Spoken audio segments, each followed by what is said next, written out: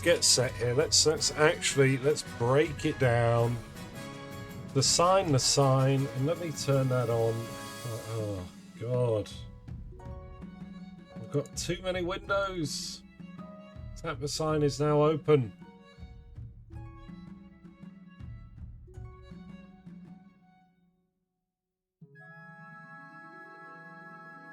And let's see, we want that. That. Not that. Discord, go away. Discord isn't needed. Alrighty. So, here is Queen Thrifty II. As you can see, she is prudent, like her father. And she's also peaceful and a patron. We're going to want to keep a sizable amount of funds on hand in case of emergencies, and pay to handle an emergency if ever we can afford it. We like to avoid war, and if a war does break out, we will always try to make peace as soon as possible. Finally, we like to throw our money around. We're pro-trade, we're pro-treasurer, and we're pro-adventurers, so we like patronising people, pretty much, is the gist of that one.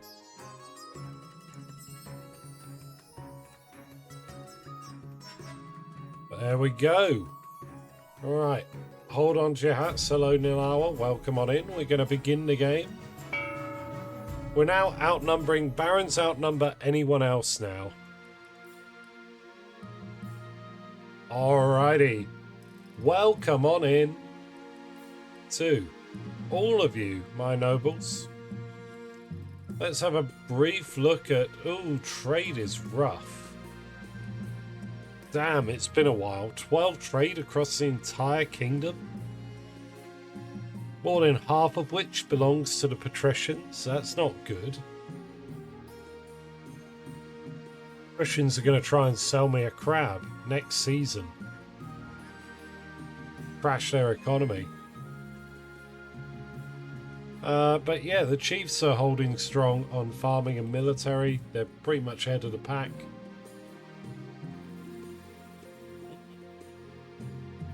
Treasury's kind of healthy. Not the healthiest, but kind of healthy. So let's go through the list. Let's say hello to everyone. Welcome on in, one and all. Today, at the start of today's game, we have the Barons joining us, headed up by Baron Shadowmoon, Baron Nilawa, Baron Komori, Baron Wandering Chatter, Baron Enigma, and finally Baron Eroace has been banned. Welcome on in. We're also joined by a bunch of chiefs. We have Chief Whopper, Chief Weldris II, Chief Vivi, Chief Advisor, and finally Chief Mero. Welcome on in, all of our chiefs. Hope it's all going good with you. And finally, we're joined by our patricians. We got Lord Patrician Gibbo, Lady Patrician Morgrim, Lord Patrician Ephra, and Lord Patrician Mutated Zombie Bush. Alright, there we go. Let's begin, as always, with the path to victory.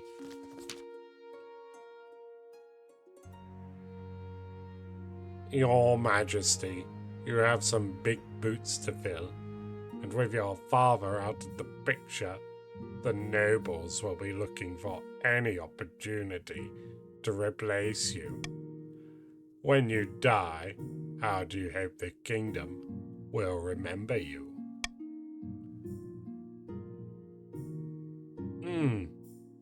What am I doing again? Where am I? We're going for farming. We're going for farming. We're going to be the mother of the nation. Interesting. Are you concerned for the welfare of the commoners?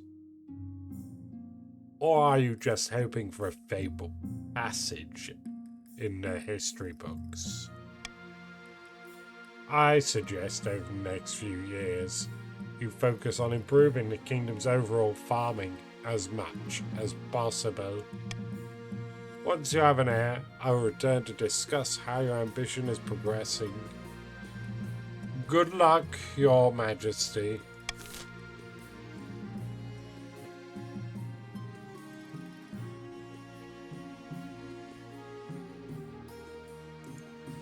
Let's go shake hands. I thought you were pro. Yeah, that's the second one. So the way it works, Aero Ace, is I'm going for prudent. That's the top one. So we go for farming first. Should the farming ambition fail, then we'll deviate to a faith one. Yeah. So it's whatever one gets inherited is the main one. So if I win as Thrifty II, and we get a Thrifty III tomorrow, and you guys vote for Peaceful to be our inheritance, then tomorrow we'll have a faith game.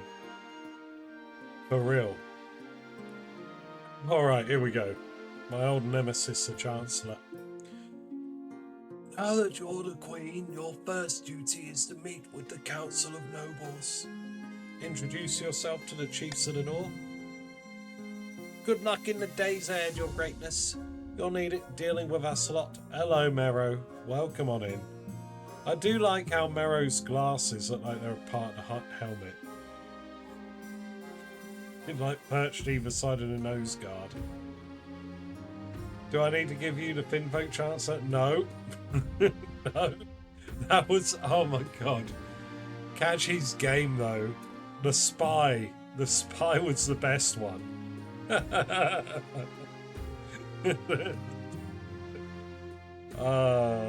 must see what I'm doing, yes.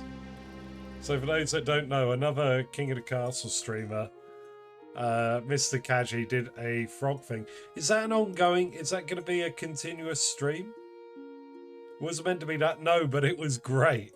The fact that the little hat was the same size as the frog. But Kaji did a modded game. Let me do a shout out.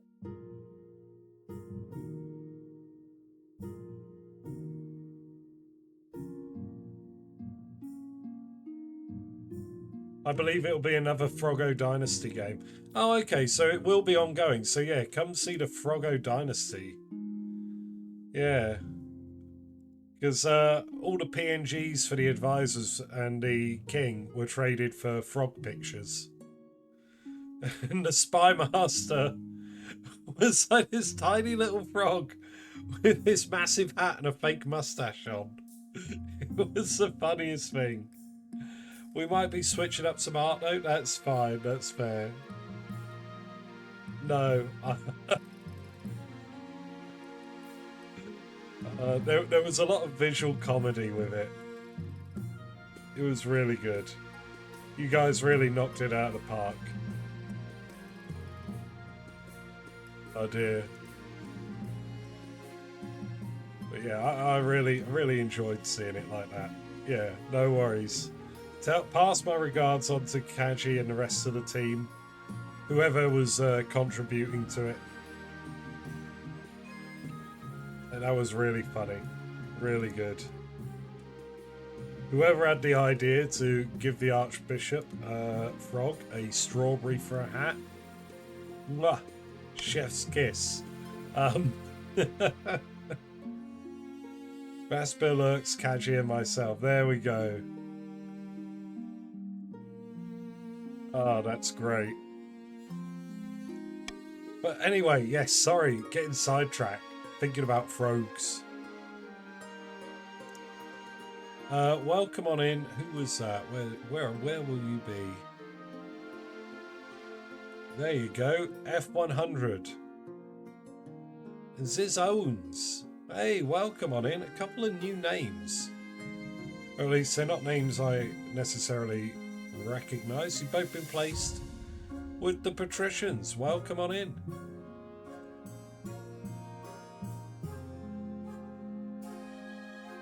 Alright. Thank you, Mero. Let's go and meet the patricians. And Teeny Bert's here as well. Hello, Teeny. Welcome on in.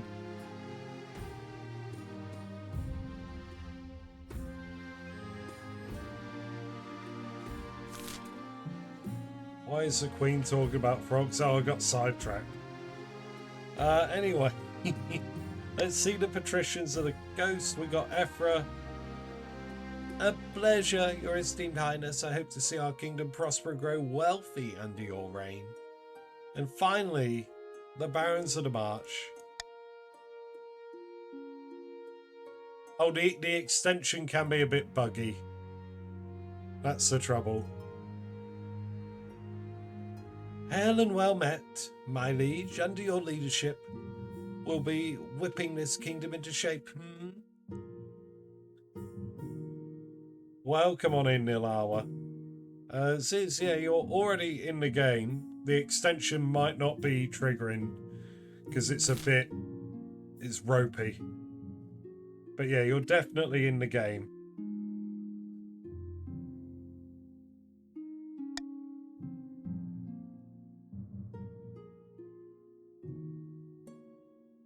Don't necessarily try to refresh because then you'll have to sit through. So I have it set up so you just see pre-rolls on Twitch. So I don't run ads midstream. Yeah, it's something to do with Twitch not talking properly to the game servers or something. So, yeah.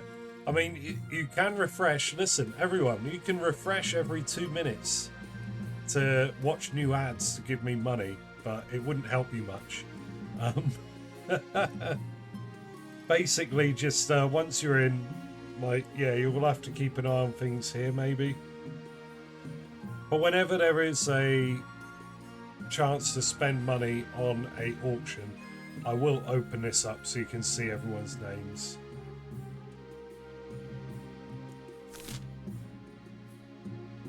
The council immediately fills with raised voices as the nobles start arguing. Is this what your father fought so hard for? Yes.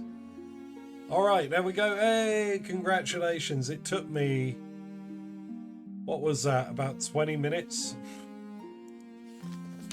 Finally got through to the first vote of the game. Your Majesty, it was an honour to serve your father. But now it is your time to wear the crown. As is tradition, the council will decide what happens at your coronation. Alright, let's get it over with. Shall we call the nobles in? How will Queen Thriftty have her coronation?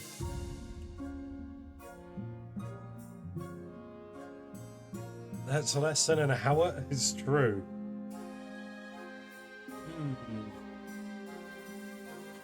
Oh, okay. We are a fan of religion. So I'm going to very politely slide a monarch's vote in on B.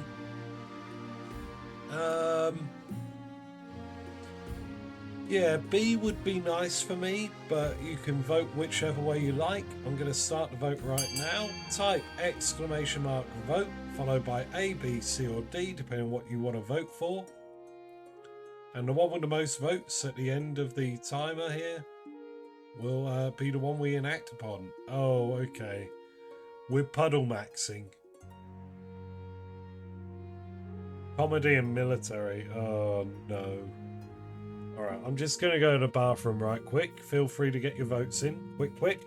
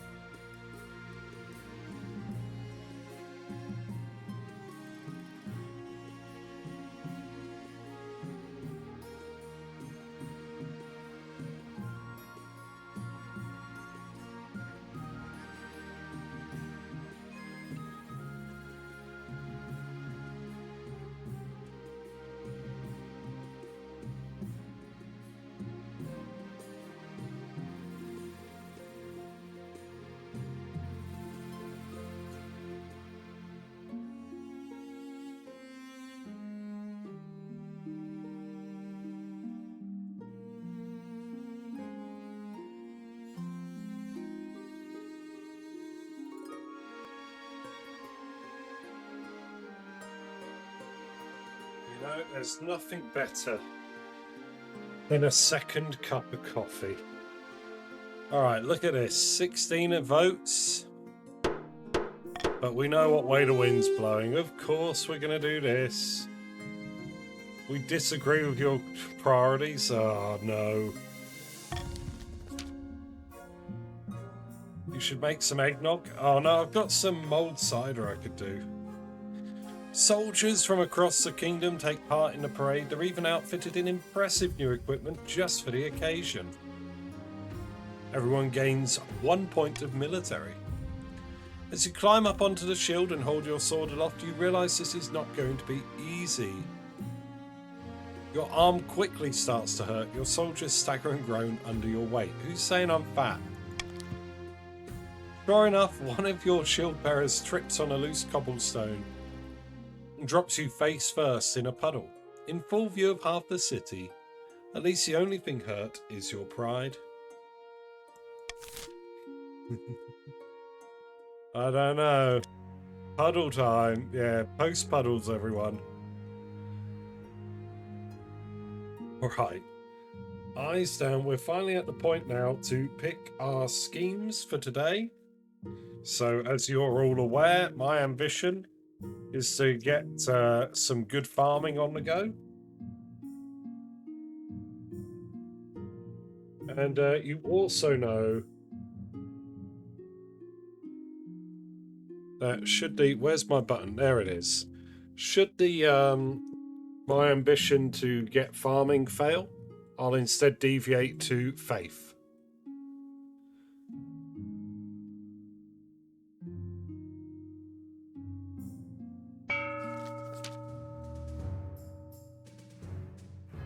Bastion of the Shadow Moon bloodline. Here we are. This is some real Lex Luthor tier vibes going on.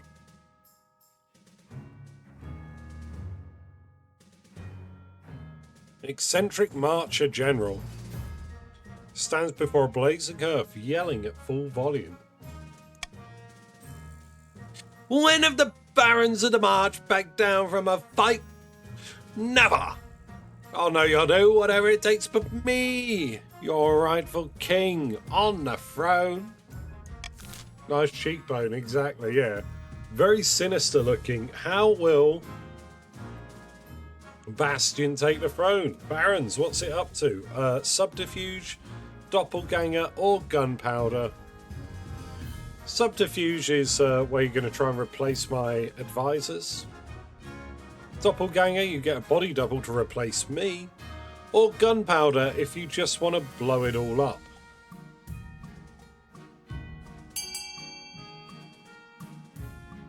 Kaboom.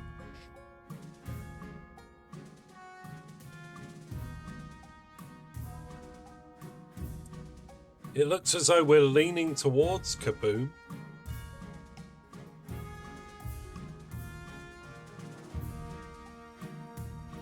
Alright, how many of you are there?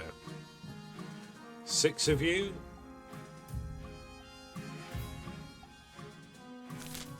But yeah, I think that's all the votes we're going to get.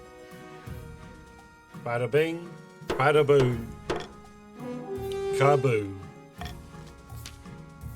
The Republic of Curve has this substance called gunpowder. With enough of that, the barons could take over the kingdom. Of course, a sensible queen would never allow one region to hoard such a thing.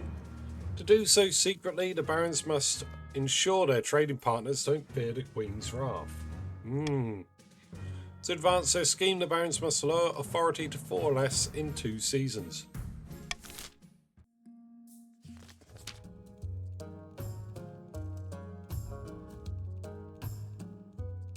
Now this is our guy.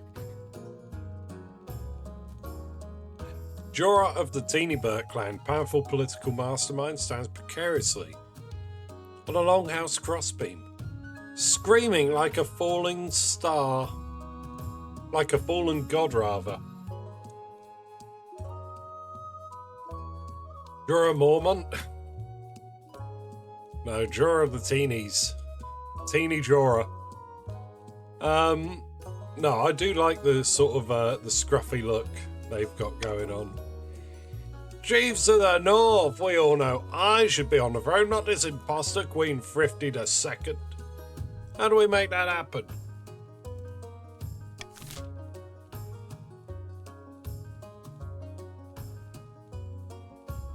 Okay, so options for the chiefs. Chiefs voting on their ambition. Their scheme, rather.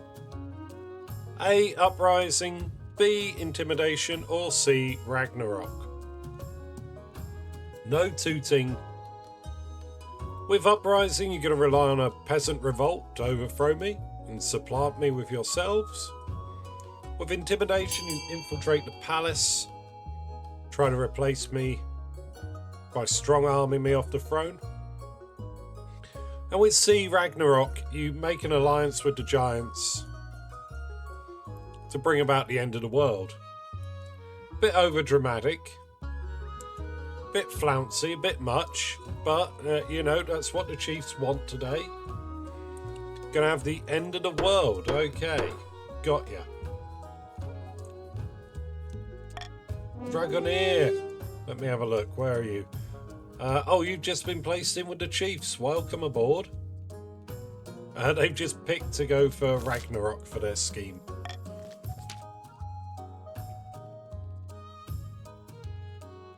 The Chiefs plan to make an alliance with the Ice Giants to take over the kingdom. First, they must not be weak, or the Giants won't take their proposal seriously. To advance their scheme, the Chiefs must raise their military to 5 or more in 4 seasons.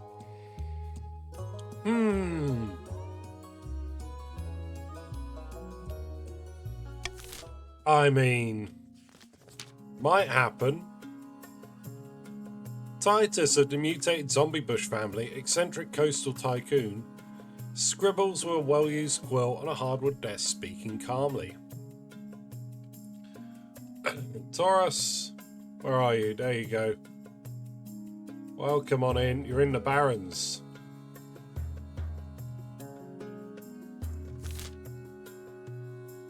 Titus of the mutated zombie bush family looks pretty snappy, honestly. Eccentric coastal tycoon scribbles with a well-used quill on a hardwood desk, speaking calmly. Fellow patricians of the coast, my claim to the throne is far more legitimate than that of Queen Thriftty II. Something must be done.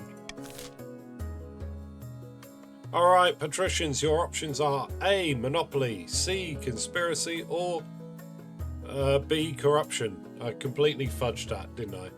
But these are all the patrician exclusives. With Monopoly, you want to buy up a huge share of the kingdom. With Conspiracy, you're aiming to entrap me in dodgy loan agreements. And with Corruption, you're going to bribe your way into the throne. It looks like Conspiracy's the way.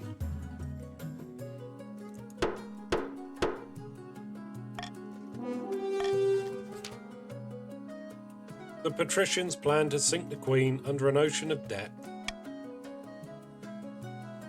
To advance their scheme, the patricians must lower the treasury to 1,500 or less in 3 seasons. There we go.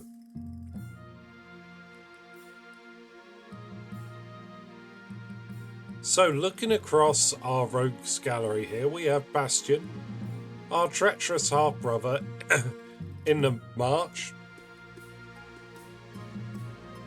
The barons are pursuing a gunpowder scheme, and to start off with, they need to lower the kingdom's authority to 4 or less in 2 seasons. It's currently at 5.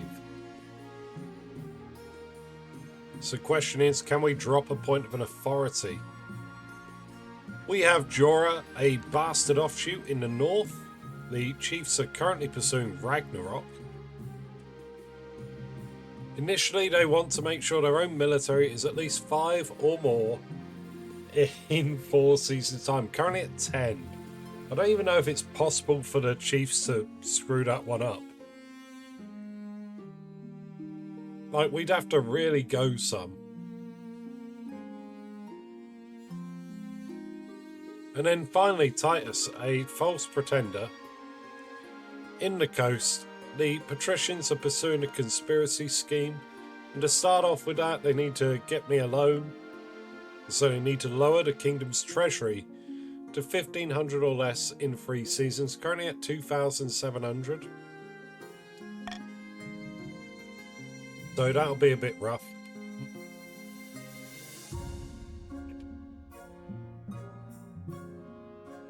I do like a gamble. I do. A big part of my personality is making sure I can afford to pay for things.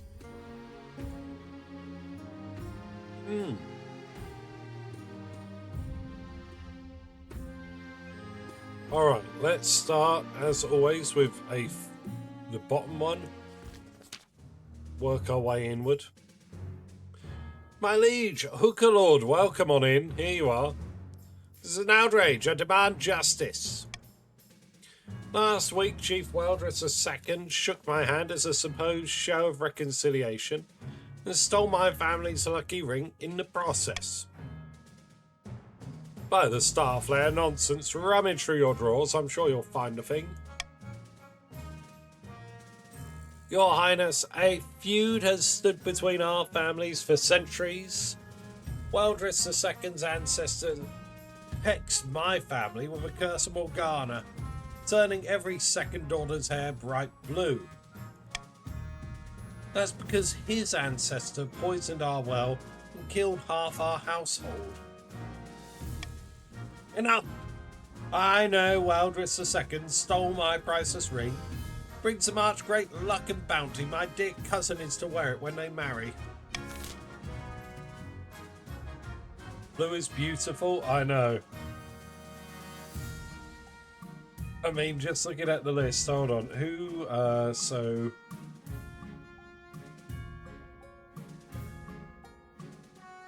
Whopper's there. Teeny Bert has blue hair at the minute, I think. Who else?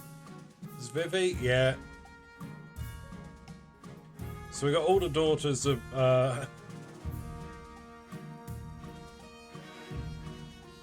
Morgana, isn't it? Morgana was cursing the family, so they're all up in the north. Let's have a look.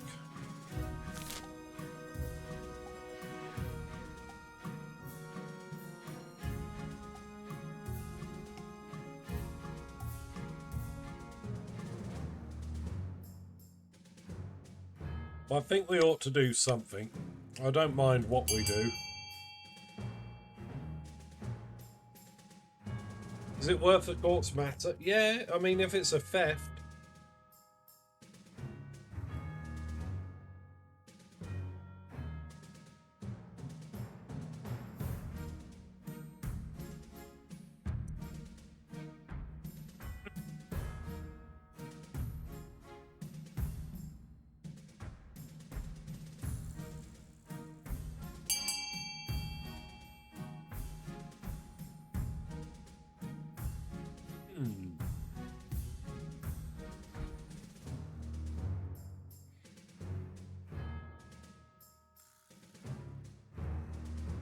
Ziz, did you vote for A before?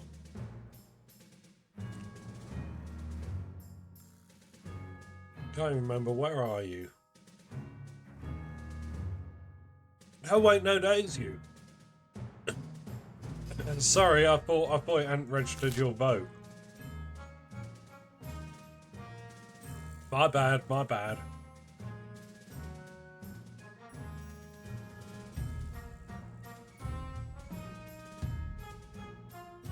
Yeah, I do try and keep track of it. I do try and keep an eye on... I keep one eye on chat, one eye on the game, one eye on my coffee.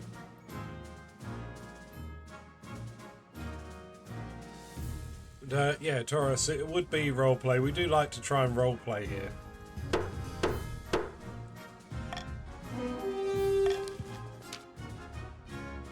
Booker Lord thanks you profusely, but the chiefs are furious at the accusations of being taken seriously. You ordered a chancellor to search Weldress II's home for a special ring. Goodness me, I do enjoy tales of such mysteries. I shall do my best.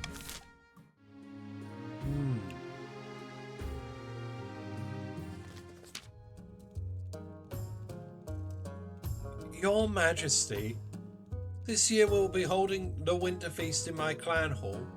It would be an honour if you could attend. I look forward to it. Ha! I can't wait. Winter feast is a special time of year. You'll see.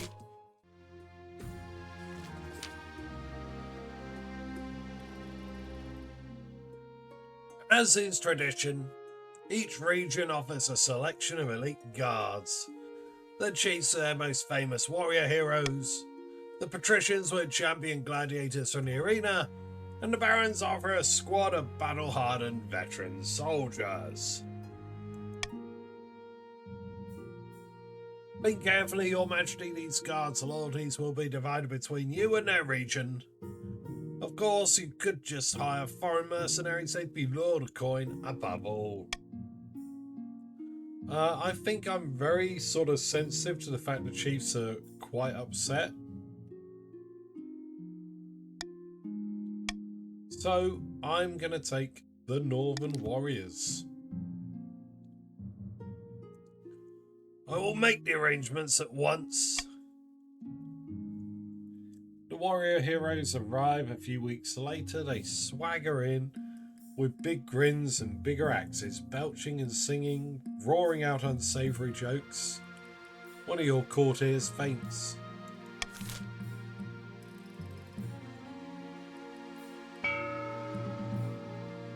Alright, here we are. So, what are we... Let's have a look. Let me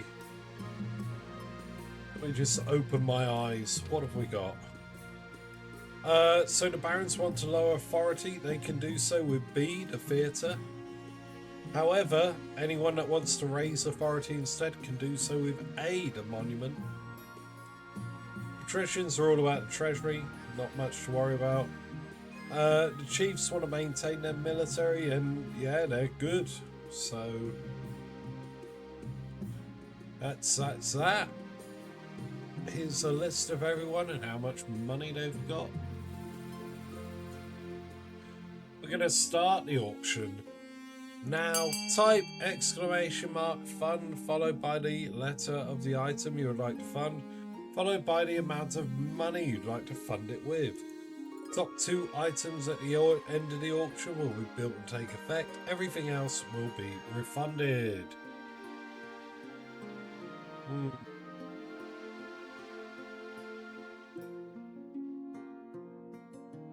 We currently got B and A flip-flop on authority. Not terrible.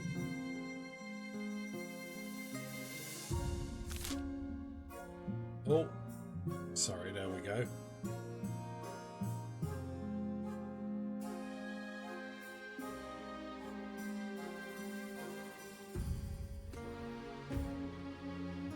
"10 seconds, everyone, don't miss out."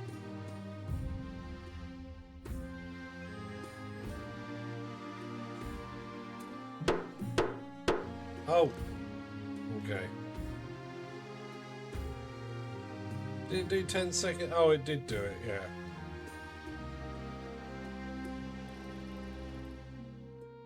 So yeah, up and down, in and out.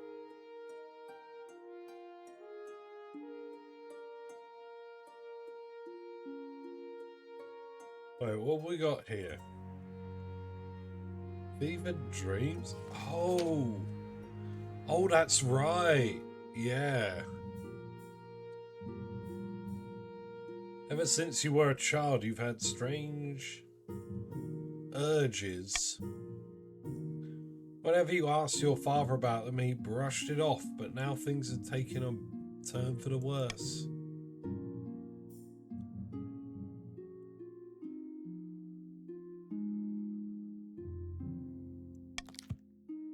The council has noticed your lack of sleep. Your father never prepared you for this. Something must be done. Oh, authority went down? Oh no. Damn, man.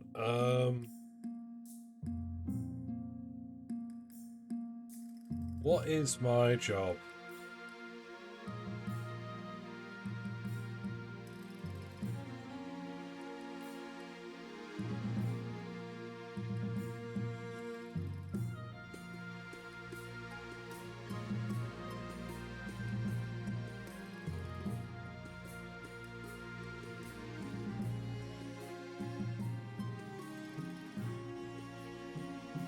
Local physician. I don't know what I would do. What would I do?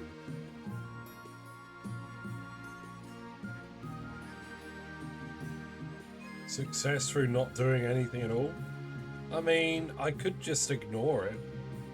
I haven't done that in a while. You push ahead, a few bad dreams won't hurt anyone, and the kingdom cannot afford to see you weak. True.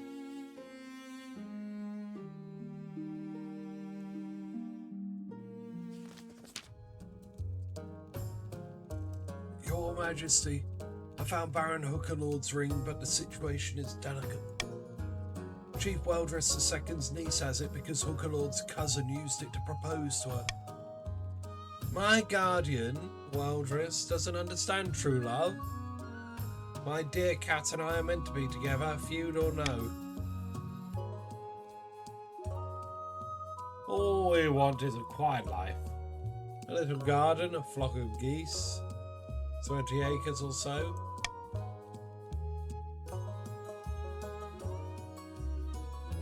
No one knows about this romance yet, but tensions are high.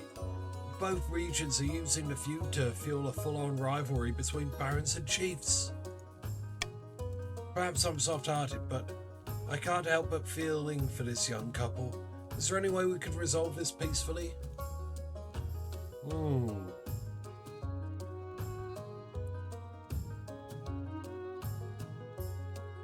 Hey, Senri, let me find you. There you are, in the Barrens.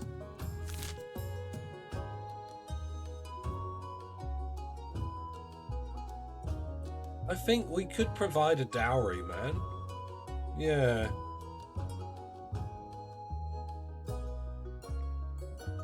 Yeah, let's do that. I mean, it's not great because I do like the money. Our own Romeo and Juliet, yeah.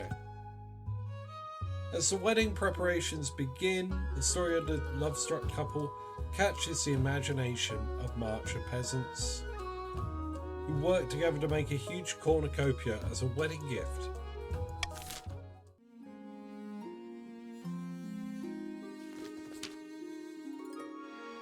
Your Majesty, it's important you find a spouse sooner rather than later. I'll take the liberty of finding eligible candidates. What is your preference, men, women, or do you not mind? Women! Chancellor, women is what we want. Thank you, Your Majesty. I'll send out messages to the most influential noble families in the kingdom. Let's see what they have to offer.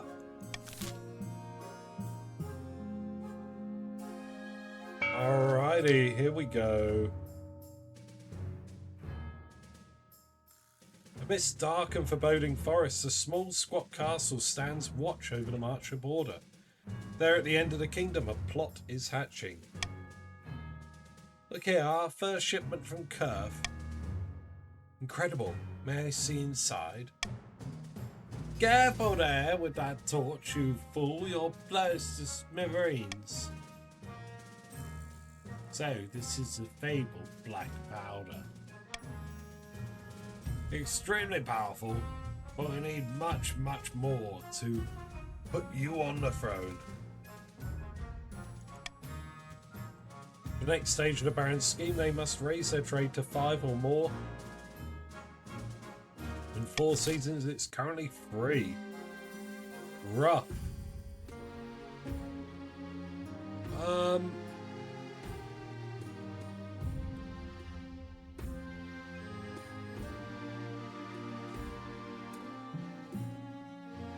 No, I can't justify taxing anyone.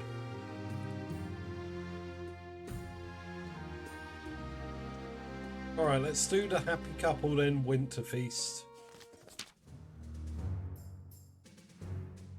Your Majesty, the couple from the March and the North are here to speak at court. Oh, Your Majesty, you brought us so much joy. I can't believe we finally get to be my dear Kestrid. But it's not all good. Want to get married and start a farm together. Enjoy some peace and quiet for a change.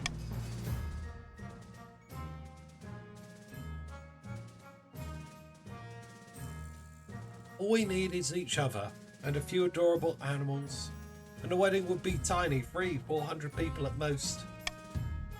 But of course, Hooker Lord and Weldress II refused to give us anything.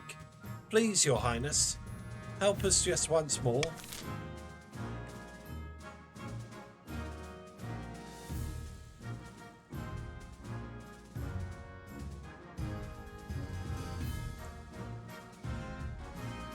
You know, they should forge their own path on the coast, I reckon.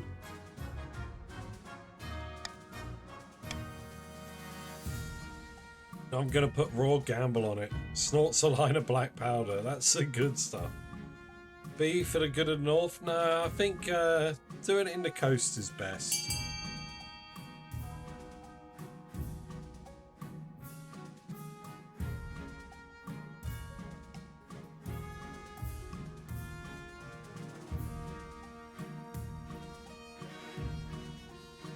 Right, what do we got going on? 11 votes so far.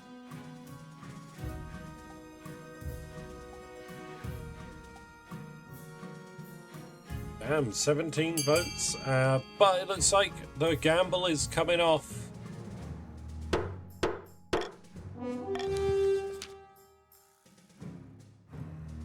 Few nobles want their relatives to become humble farmers, especially if it's because of a whirlwind romance with someone of a rival lineage. Neither the barons or chiefs are happy, but the patricians welcome them eagerly, even giving them some scrubby land to live on. As it turns out, the lovers have a knack for wilderness life, helped along by the lucky ring. They quickly cultivate a thriving farm that brings prosperity to the area. That's great. Kat and Kester had even named their first child after the Queen. Little Thrifty grows up peacefully in the country, far away from the feuding families. Hey.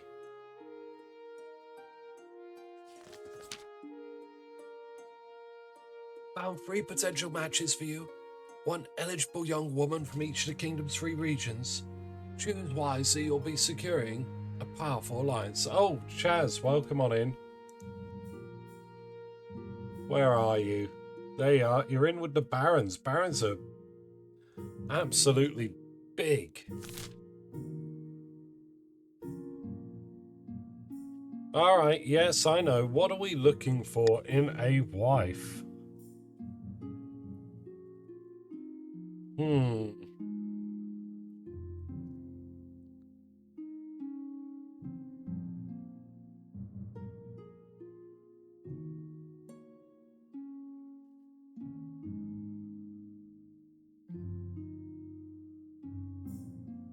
So, someone that's good with money, someone that's got a good reputation with peasants, someone that's religious and anti-war.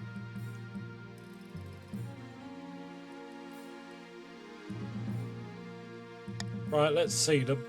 They whisk away the cloth from the first portrait. This is Mag, firstborn daughter of the Northern Dragoneer clan. Your typical northern lass, big, brawny and honest in the same way an axe to the face is honest. Spends most of her time ranging mountaintops, hunting wolves and wyverns and other strange northern beasts. They say she's popular with the common folk up north too. Okay, we quite like this. This is pretty good. It's not the best, but we like it. Popular with the common folk. On the coast, we have Irina, wealthy heiress to Lord Patrician Gibbo Nexus's estate. I mean, just look at her. She's gorgeous, and apparently she's got a silver tongue too.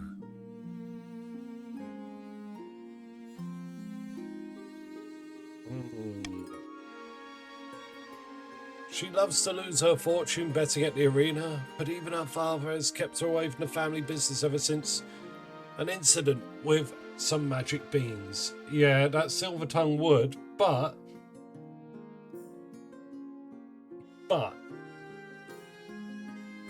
a bunch of magic beans. I don't know. And finally, we have the marches offering Yvette, scion of the prestigious Senri Wolfer bloodline. Senri, welcome on in, by the way. I didn't see you. There you are. Welcome on in. A timid woman, not the kind that does well in the march, bless her. Perhaps palace life would suit her better. Like most of the barons, her great passion is hunting. No beast is safe from her crossbow. She's also said to be obsessed with carving a place for herself in history. You know what? It's gotta be Mag. Yeah. What do you think? Of course, by picking a candidate, you'll anger the other regions, but you'll gain a lifelong alliance. It's gonna be Mag in the north. That's the way. Excellent, I'll make the arrangements.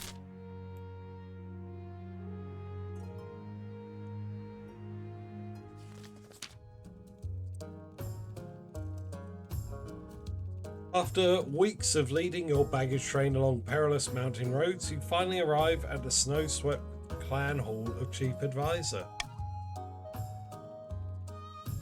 The hall is crammed with the chiefs of the north, sitting cheek to cheek along tables, groaning under the weight of food and ale. Welcome, Your Majesty, my humble hall. Take a seat, grab a drink.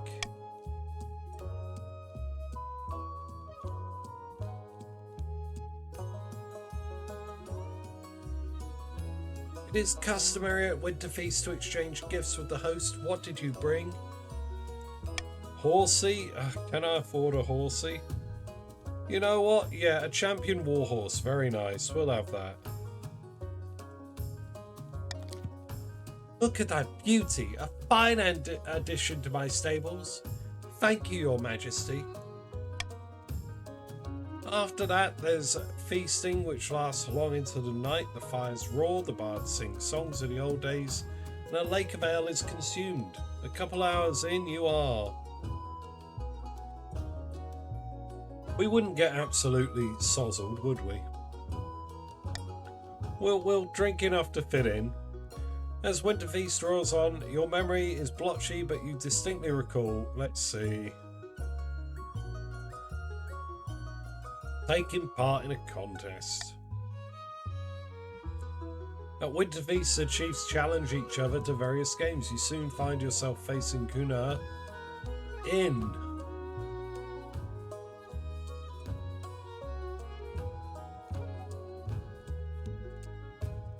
a game of chess, I reckon. We're peaceful, we're not too much into axe throwing, I don't believe. Kunai is a little drunker than you are, and you take full advantage, setting up some classic traps for him to blunder into. An easy victory, the chiefs cheer. The next morning, the chiefs are scattered around the hall, groaning and nursing their hangovers. Your own hangover isn't too bad, but the thought of the voyage home makes you wince. You bid farewell to the chiefs and begin the long, perilous journey back to the capital. Okay, there we go. We are good there.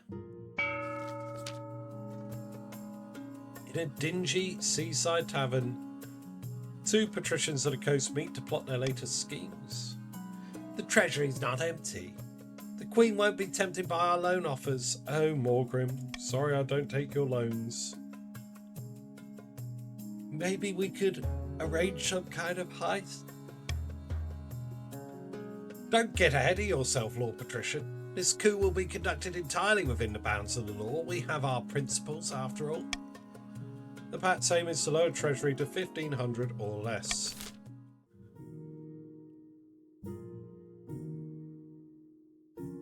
Principles indeed. Speaking of principles, they'll be going to the highest bidder. Here we are.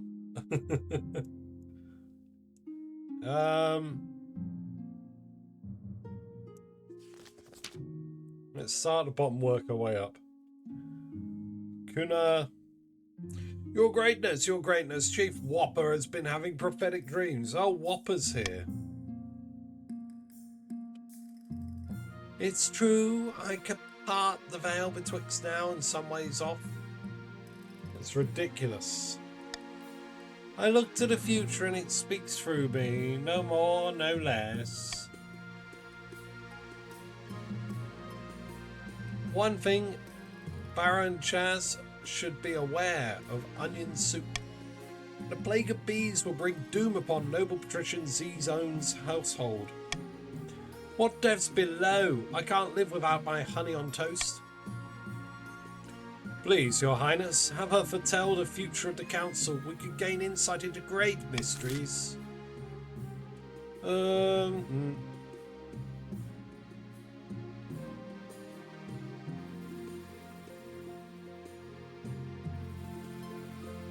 I don't want an official councillor. So one of the other two.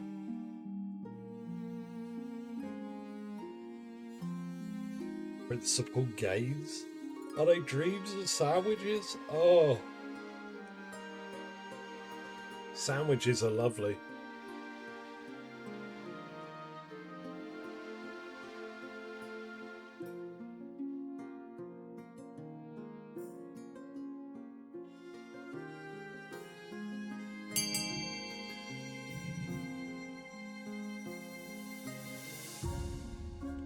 Alright, we're beginning the visions just this one time. Just this one time. Chief Whopper spreads a dark velvet cloth out on the floor, sits cross-legged and closes her eyes. After a moment's silence, she gasps. Bad news, Your Majesty. Let me gather myself so I may understand what lies ahead. Your Greatness, I'm sorry I foresee dread, scarcity, unrest, darkness and misery. Beware, beware! Oh no! Oh no! I'm sorry, Your Greatness. I'm sure this is all a trick. Come on, get out of here. Chief Corner holds her away. The raised voices fade down the hallway. Sure enough, the Chancellor soon reports a new trade agreement with Ashmead that puts the kingdom at a great disadvantage.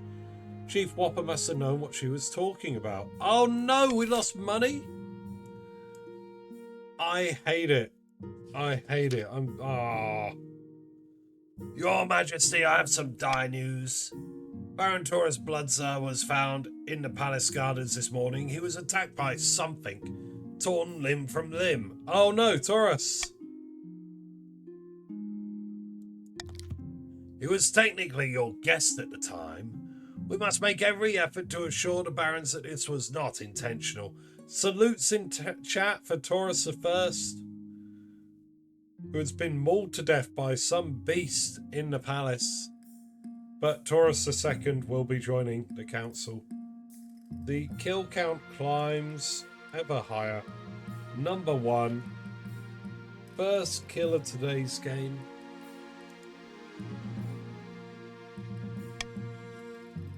You suddenly recall the night before, dreams of blood and gore ripping a helpless noble apart with your powerful jaws. Your Highness, are you listening?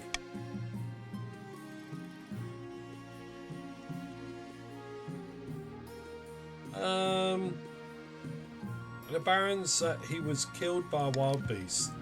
Despite your well-crafted story, the Barons are not so easily appeased. One of their own dying while under your protection reflects badly on the crown. Of course it does. But what more urgent is your knowledge of what you did.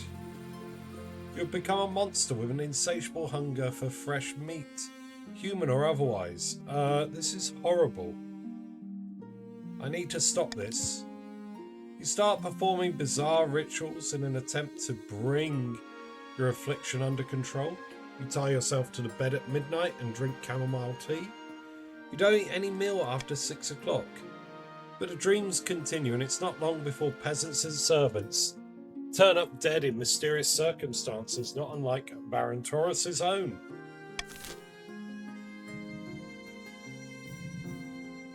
Werewolf King who has a squeaky toy. We must test the king. Wait, a squeaky toy? Can you hear me? No, okay. You can't hear me moving around in my chair. It sometimes creaks. Your wedding to Mag is naturally the talk of the kingdom. Nobles and peasants alike travel from across the realm to attend. For a week and a day, the capital is one giant party. It feels like you're the only one not taking part. Instead, you're getting ready for the ceremony. Soon enough, you're standing in St. Bertrand's Cathedral with Mag at your side. Do you take this woman as your lawfully wedded wife? I do, Archie, I do. Then I pronounce you queen and wife. After the wedding, of course, there's a feast, and after the feast, a dance. Your new wife, Mag, delivers a short but heartfelt toast expressing a wish to get to know you better. Who gave the coast a jackpot machine? What do you mean? They got a bunch of money. Oh, wait. Oh, you mean doing this? We're Brit. Every full moon he makes tea and colonises places. That's me in everything. Oh, the sevens? Oh, God, I didn't even notice that. 777.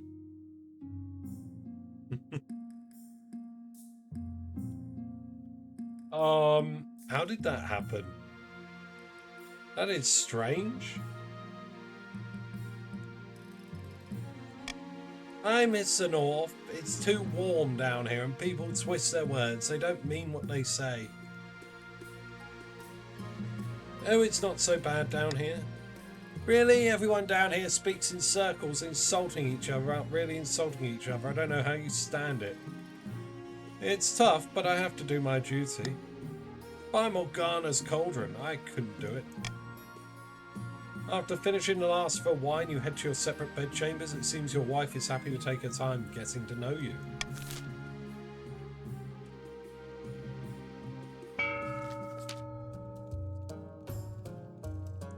Far to the north, where snows blanket the landscape and wolves howl in the night, the chiefs plot to bring about the end of the world. Ragnarok. Praise Morgana! Initial talks with the ice giants are going so well, they've gifted us a new patch of fertile land in the northern valleys. The gods are good. With luck, this will be the foundation of an alliance strong enough to rock the world. Aye, the ice giants are a formidable ally, tall as a building and limbs like tree trunks. And those southerners don't know how to fight them like we do.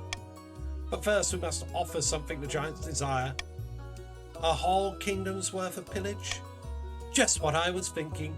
If we fill the kingdom with bountiful goods and plunder, the giants won't be able to resist. The next stage of the chief's scheme, they must raise the other regions' trade to a combined total of 12 or more in 2 seasons.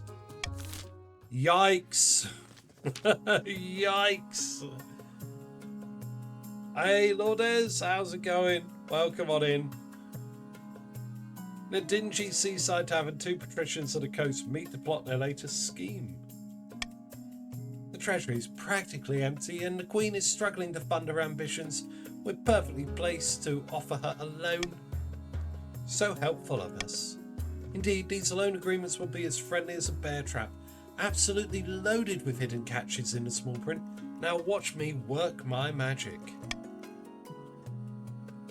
Good evening, Lady Patrician. What exactly is the purpose of this meeting? I heard about the Queen's recent money troubles, and I thought we could both benefit. Sign here and here and here. This agreement does seem fair. Very well, I will sign. The Queen will be pleased. Good night, Lady Patrician, and may the night God bless you.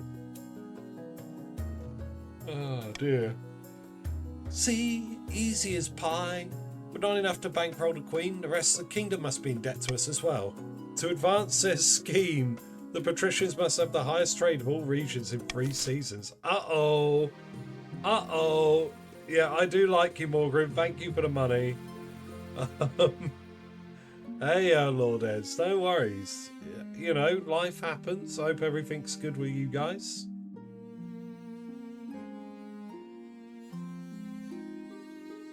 But let's see here. The patricians are flying ahead.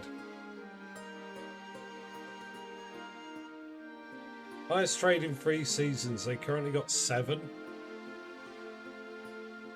Raise your own trade to at least 5. Okay. Raise total trade to at least 12.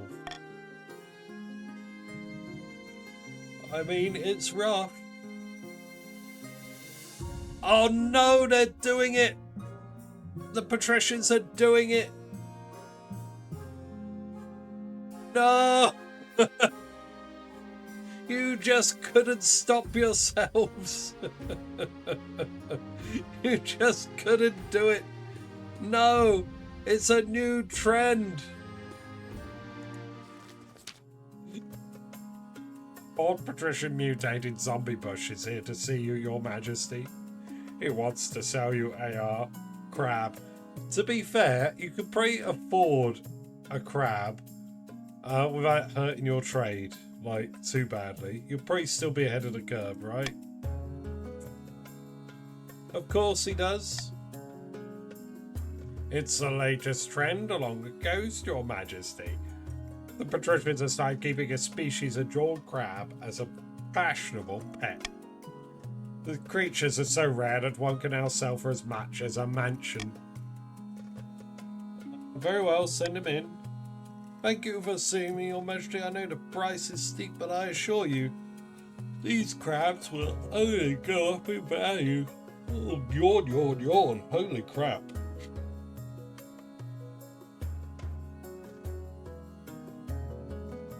Actually, would I buy it? I've got a fair bit of cash. And I am a bit of an entrepreneur. I do like to invest in things.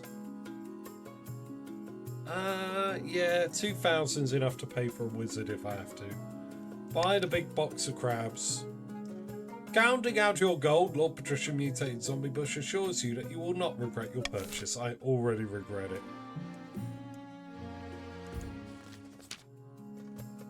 Your Majesty, a Lord Patrician by the name of F100 wants to present you with new inventions. Your August Majesty, we're entering a modern age, a more humane age, yet botched executions are commonplace. Decapitation where the head doesn't come off, or hangings where it does. No more. Behold a merciful machine for removing heads quickly and painlessly. I call it the F100. He swishes away the cloth to reveal a huge machine of iron and wood that has a hole for someone to place their head and a heavy blade dangling it ominously above it. The sight sends a chill down your spine. It's awful. But your majesty, this is surely better than getting your head chopped off by nervous peasants with sweaty palms and a blunt axe. With a little funding, we can distribute the F100 across the kingdom.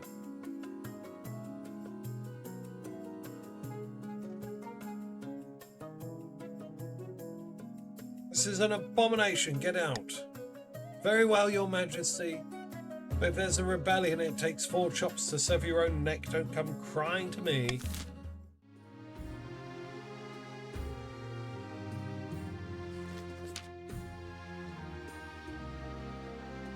Thrifty, dearest, I have something for you. Something I brought back from my latest hunter trophy. Mag takes you by the hand and leads you to the Great Hall, where there's a white sheet hanging from some statue that wasn't there before. When she pulls the sheet free and it falls to the floor, the taxidermied figure of a great brown bear is revealed, snarling in anger as if ready to attack. Fearsome! This will instill some fear in the council. The bear makes a fine addition to the council chambers. Your nobles give it nervous glances every time they enter the room. There we go.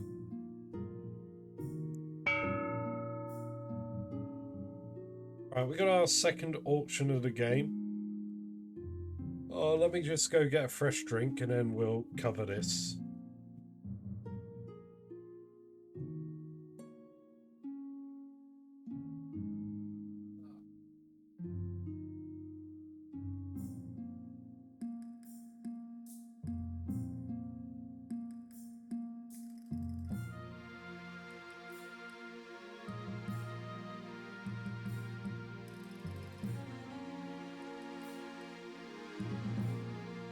Right.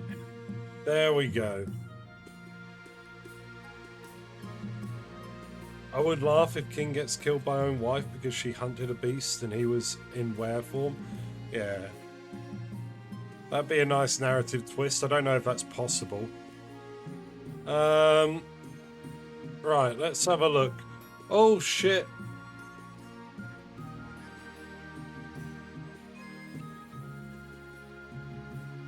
My Coke was all shook up. It's foamed everywhere. Give me a moment.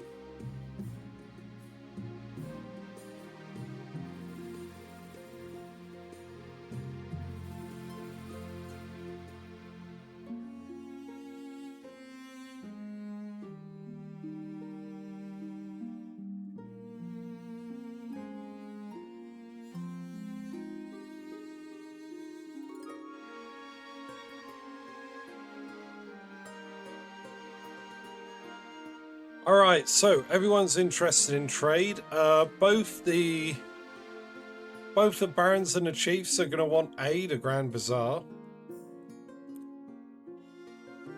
The patricians are going to want B, the Thieves Guild. Other news, stuff that might be good. C and D would both help me out, keep a stable, happy realm. We're going to open up the nobles list here so you can see everyone's money. We're going to start the auction now. Type !fund followed by the letter of the item you would like to fund, followed by the amount of money you'd like to fund it with. Top 2 items at the end of the auction will be built and take effect. Bids on other items will be refunded. You've got about 40 seconds to get your funding in, but there's a slight delay on stream, so I'll type in chat when there are 10 seconds left.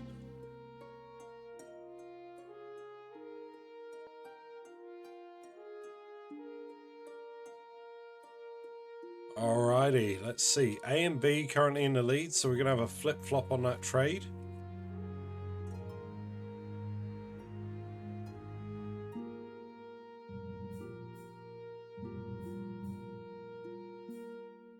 Okay, B is outpacing now. 10 seconds.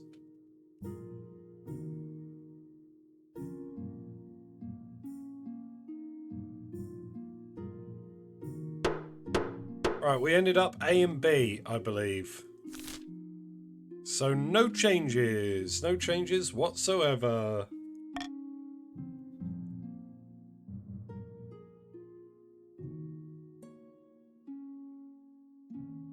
Roving hunters, about your heir, the stranger. Let's start with roving hunters. Your Majesty, 2 barons on their way home from an epic hunt seek shelter for the night. In exchange, they're willing to gift you a rare trophy and provide meat for an extravagant feast if you so wish. Ooh. Bring them in and set the tables. The table is set for a delectable feast, though your wife doesn't join. You enjoy the company of the 2 barons while the storm rages outside. The meat they provide is said to come from their latest kill, Hortusk, an ancient boar the size of a castle. You're not sure if you believe their story, but it certainly tastes better than anything you've had in a long time. Later that night, you hear strange noises coming from their quarters, like a pig squealing and snorting. What in Celestaff did they bring here? Investigate the noise. You creep down the corridor and push open the door. The former barons stand before you, transformed into hideous porcine beasts that stand on 2 legs, with snouts, tusks, and floppy pink ears. Your Majesty! Wandering chatter. Don't look at us! Taurus Bloods at a second, no! Oh no! What the devil is wrong with you? It was a meat, my liege. We hunted and butchered an ancient legendary beast. We were told it was cursed, but we were also told devouring the beast, the spirit of the forest itself, would bestow great power. We never thought this would be our reward. Don't worry, I'll keep your secret. Thank you, Your Majesty, 1,000 thanks. We think the transformation is temporary, but it may return in the future. Not to worry, we'll find ourselves a cure when we get back to the march.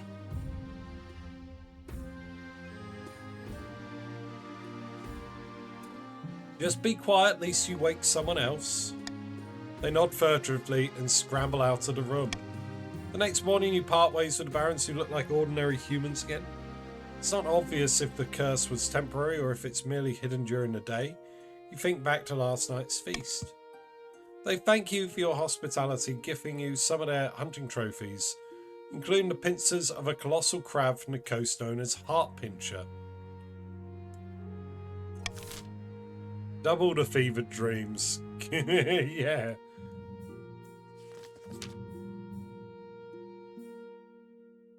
Your Majesty, this commoner says he's here to see you. My queen, I come to you in your hour of need. I know of the curse that ails you, and I can help. Hush, not here, you fool. You quickly arrange for a private meeting with the peasant, somewhere away from prying ears of the council. And for a group of people just like you, Your Majesty, werebeasts who have learned how to live with our affliction, we can help.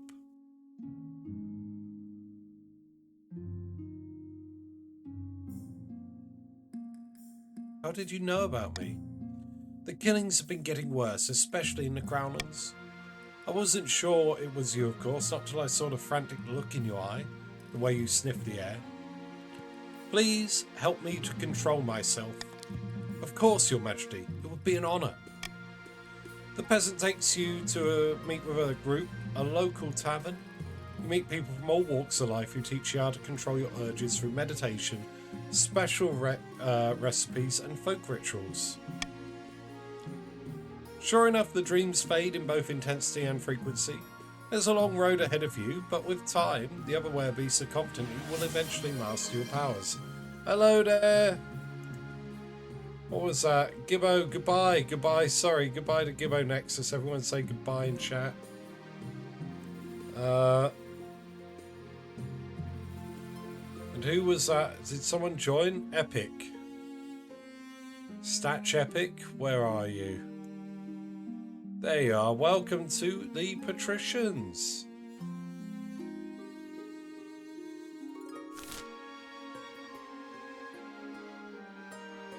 Got to go for my own stream, but have a good game. No worries. Well, we're gonna go on a path of mastery for our werebeast powers. Your marriage to Mag has grown strong and steady, like an old castle wall. It began as a political arrangement, it's blossomed into something like love. It's high time you thought about an heir. Congratulations are in order. The royal wedding was a magnificent affair, but something's still missing. You need an heir. You need someone young whose loyalty is assured. A child of your own would do the trick, even if they're a bastard, or the youngest of your many cousins. My wife and I will have a child together. The traditional method. No one will object to that. I'll arrange for you to take a month off from ruling so you can get down to business. Alrighty, here we go. In a distant fortress. In the grand hall of Baron Wandering Chatter's castle, a number of figures are hunched around a hearth, plotting away. Hell, how goes the power hoarding? Not nearly fast enough. They keep raising our prices. Our trade is too weak for this. We're working on it. Soon these halls will be overflowing with black powder. Then you might want to take a few of these torches down there. The Baron's aim is to raise their trade to at least 5. Back in the north, Chief Vivi is hosting yet another feast at her clan hall. Not everyone is in the mood for celebrating, however. No developments, I'm afraid. The giants aren't willing to commit, not yet anyway. What's the problem? They leave their brains in the ice caves again? Or are they too scared to take on a measly queen? Nay, not enough plunder. We must make the other regions bigger, juicier targets. The chief's aim is to raise the other regions' combined trade to 12 or more, currently at 10. I think we're all good. Common taxing everyone.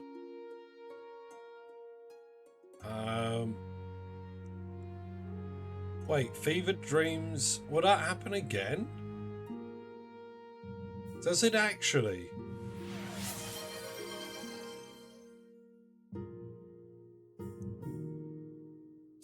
Goodbye, Wandering.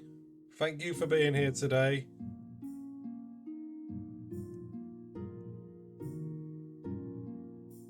Everyone say goodbye to Wandering Chatter.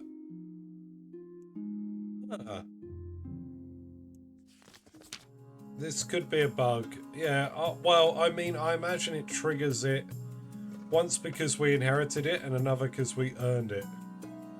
Bad news, Your Majesty. A new reef has been discovered which is overflowing with millions of jeweled crabs. Crab prices are crashing catastrophically.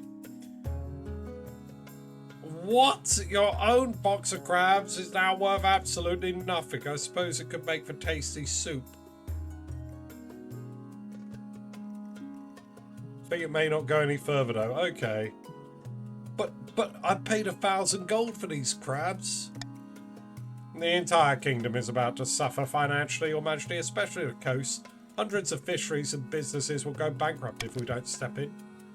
Curiously, Lord Patrician mutated zombie bush, the very same patrician who first began the crab craze, recently sold all his crabs at a huge profit just days before the crash. Something must be done. You summon your council to discuss the crab crisis.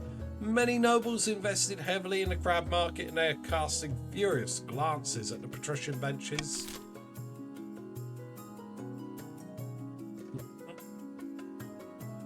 You know?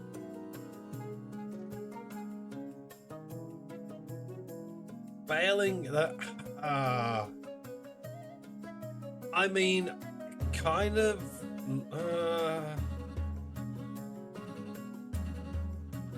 I mean, I'm leaning towards A for roleplay, but then I'm the one that's been hurt by this. I lost money.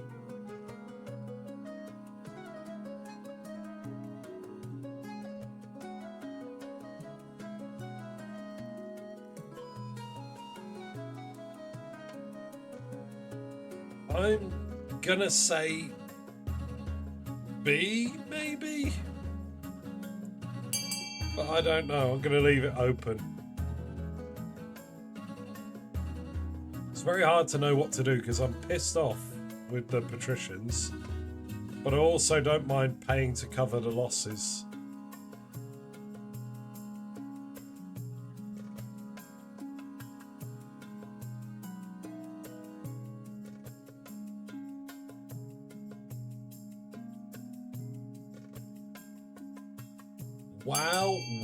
Well, look at this. Everyone's put aside their differences and voted in favour of spending my money. Fair enough.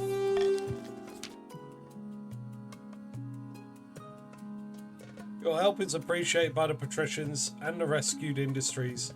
Let's never speak of crabs again. Except for your good friend Lady Morgrim. Thank you, Morgrim. It's not good though. Yeah, no, so we've already read this today. But just ignore it. Alright, the fine print. Your Majesty, do you recall the loan agreement I signed with the patricians?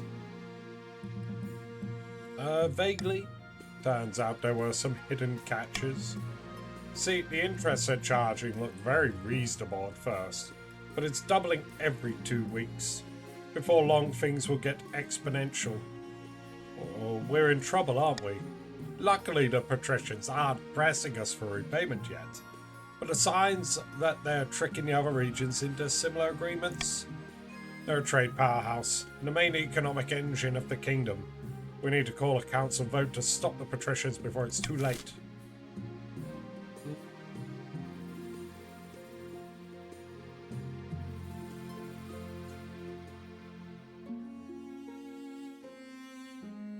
I reckon now's the time to do golden choice. Punishing trade embargo is bad enough that you've rigged me with dodgy crabs, dirty crabs that blew up on my face. But now I'm going to pay you to go for a trade embargo. What the hell is this dodgy loans as well? Why would anyone ever do business with a patrician? Everything they do is just tarnished. Like, there's not a single honest trade. Sorry, Morgan, not you, of course, but... My God. What a combo wombo. Oh, the patricians crash the economy and want a bailout. By the way, they've given you a dirty loan that's going to bleed you dry. Oh, okay. Gotcha. Like, let's go. Oh dear. Alright, so yeah, we're good. We're good. You call an embargo on goods from the coast, angering the patricians and crippling the economy. But it's bad news for the rest of the kingdom too. A lot of people rely on those goods. It's an outrage. We've done nothing outside the bounds of the law. Besides, you need us. You can't keep this up forever. Oh God, Morgrim, it's you. She's right. After a few weeks, inundated with complaints from merchants, you're forced to lift the embargo. But the coastal economy has taken a body blow. I can't stop it.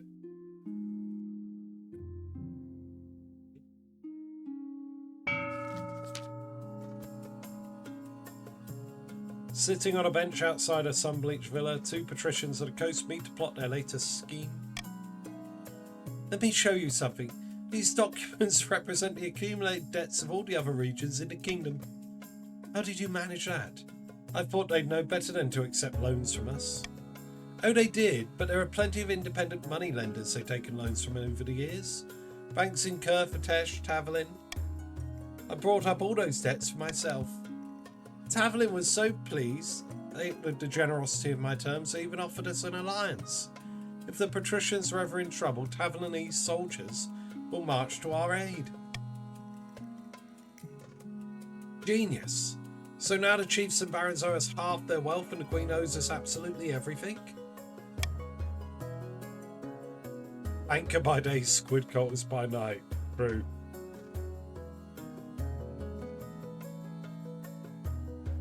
No, now we fail our scheme. Yeah, people aren't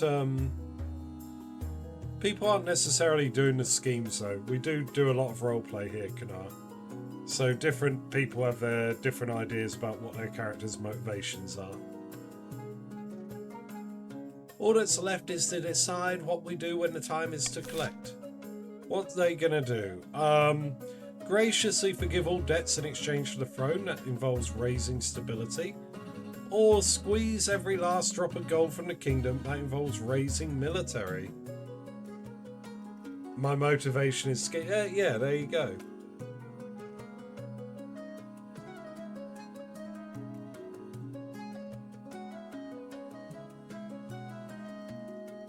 I see Morgrim alone would like to forgive our debts.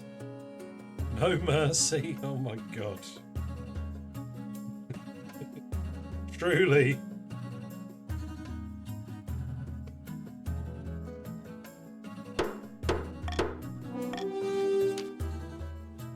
Excellent. Let's wring all the juice we can out of this lemon. Hang on. If we try this, won't the other regions fight back? With, like, soldiers? There's no profit ruling over ruin. You've been overruled. King of the Ashes. King of the Ashes. Fair, but Caesar was ending and could have heavily taxed. Oh wait, would the tax season? I don't know.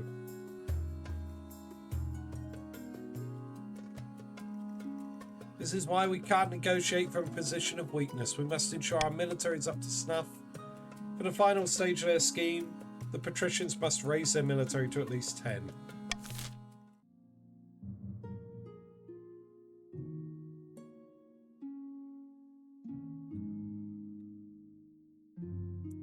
We are good as we are. Oh, now it's the Baron's turn. Now the Barons are going to tick me off. We're not paying our taxes. We don't like our trees being cut down. We got a golem, we want to break it apart and defy the god. Barons are here. A rogue golem has crossed into our territory over Ashmedian border, my liege. This could be an exciting opportunity. Why did it cross over here? It was instructed to dig a trench, but evidently not told when to stop. It dug a 16-mile furrow through the landscape and over the border by the time we stopped it. Please, my liege, this is our chance to figure out how this golem magic works. We can even turn it against Ashmead. Your Majesty, the barons would drown their own grandmothers to gain an advantage over Ashmead, or over the chiefs and patricians. Golems are an offence to the ninth god and they're dangerous. We should destroy it before it gets out of control.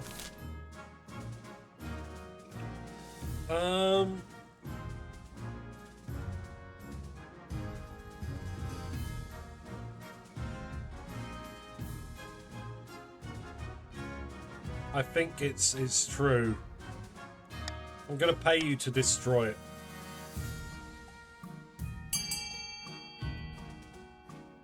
There you go. D. Destroy it. Golden choice. 500 gold if you vote to destroy it. Should I try and make something fancy for Christmas dinner or just hide from the sun? 40 degrees Celsius? Damn. I mean, I don't know. What's the tradition in your country? Like, would you have like a big barbecue normally? Like a fat slab of grilled gammon or something. Gammon steaks. With a bit of pineapple or egg on top.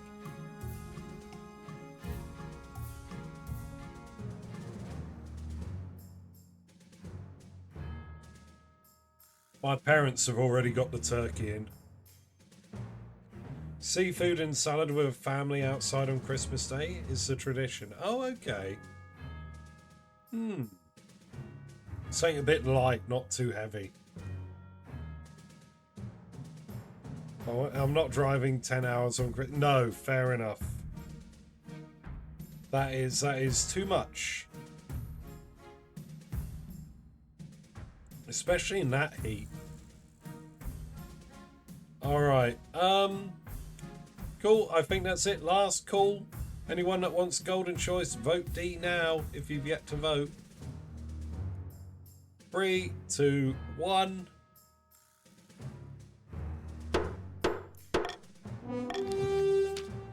By the knife, it was our only chance of evening the playing fields between us and Ashmead. You're all fools. The errant golem is smashed to pieces with hammers. It's for the best, most likely. Final Park, welcome on in. Where are you? Where is Final Park? I can't even see you. Why am I blind? There you are.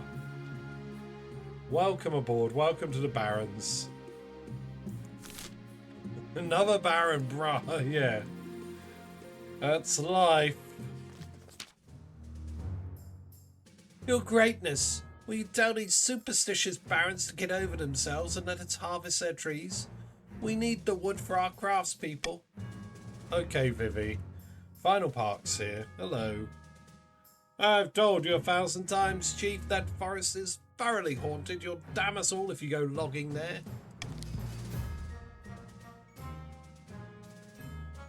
But you sold us a logging contract and said contract has no exclusions for haunting. Your Greatness, the Barons can't be allowed to wiggle out of their commitments.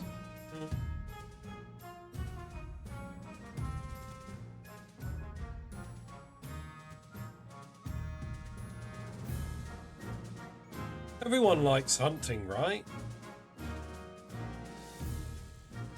I think we'll gamble on C, alright?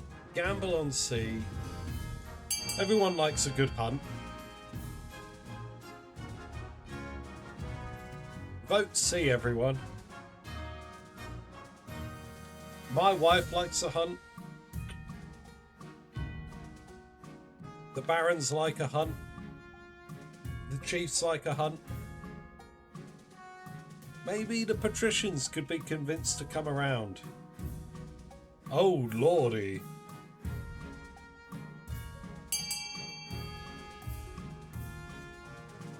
Alright. Oh, no!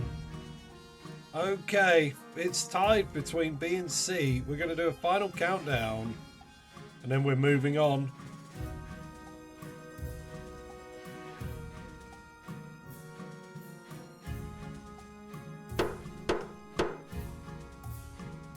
There we go. Job's a good one.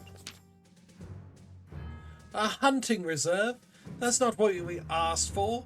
We need lumber, you fools. Queen Thrifty II's friendship reserve doesn't really get off the ground as the barons avoid it out of fear and habit. Still, at least it keeps the chiefs from hacking it down. Friendship reserve. That's what we like. Your Majesty, help us, help us. Baron Henry Wolfer of the March has been bleeding us dry, yes? Not literally, I hope. No, I'm making use of a common idiom, you Madge. Our taxes are 10 times higher than they've ever been. I can't afford to feed my cows. It's true, Your Majesty. Baron Henry Wolfer has been taxing his peasants at least twice as much as the next highest noble. It's been a hard year, Your Highness. I have barely any gold in my vault, and I'm just doing what I can to stay afloat. Okay, Wolfer, listen. What about this poor peasant's cows? A pox on his stupid cows. Let's see what the council thinks of this.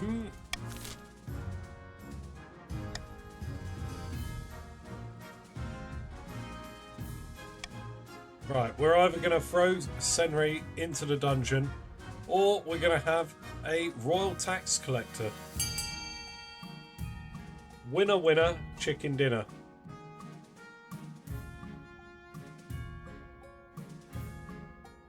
Friendship was tragic, it always is. Ugh, imagine having friends. Ugh. How icky.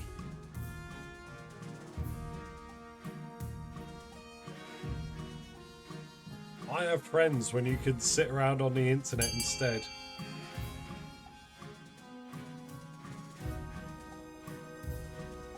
Alright, I think that's all of you, pretty much. Yeah, I think 8-4. It's a clear winner-winner.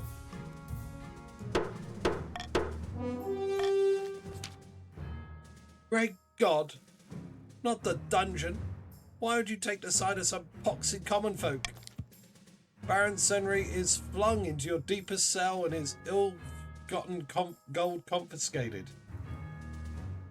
The other barons grumble at the imprisonment of their compatriot. We're not friends, although I suppose if we're sitting around on the internet, we're safe from flinging mini golf balls. Yes. That's true. Salutes in chat. Baron Henry has been imprisoned. Henry II will be taking place. Oh dear.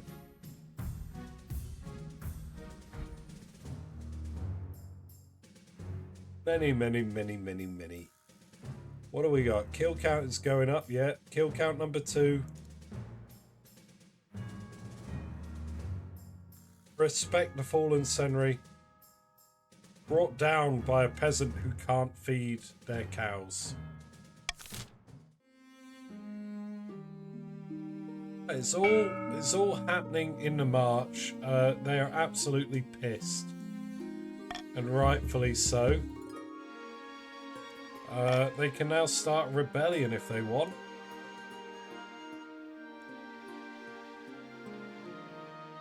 Pushing for change, a letter of thanks.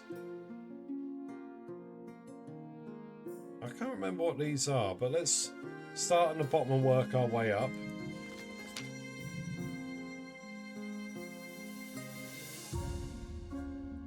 After a particularly long session at council, Mag comes to find you in your chambers. Can't the nobles pull together once in a while? Don't they realise the good they could do?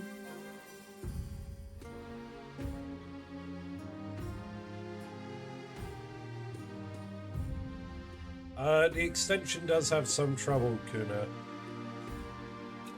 You're still in the game, but the extension is a bit temperamental.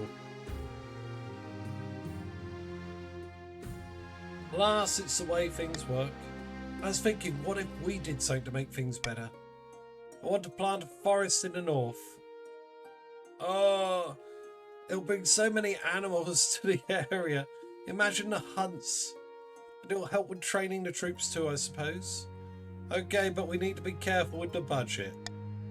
Even if we need to scrape coin together, I'll make it happen. I swear by Morgana's cauldron. She kisses your cheek before hurrying out to enact her plans. She's planting a new forest.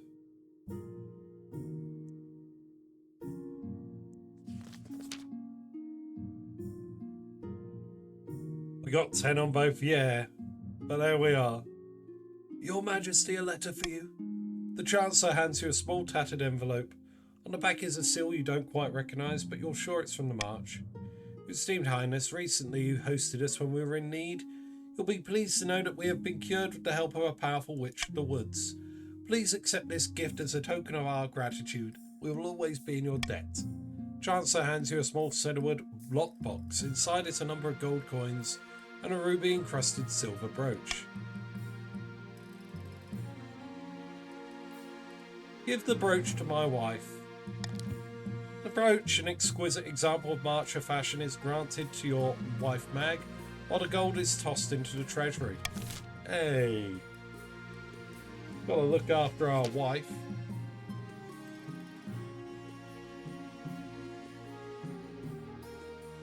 No, it's just they're not necessarily choosing to rebel, Hooker. That's all it is.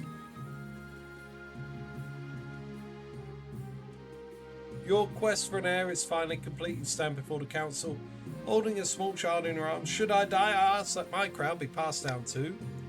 The council hall is filled with nervous silence.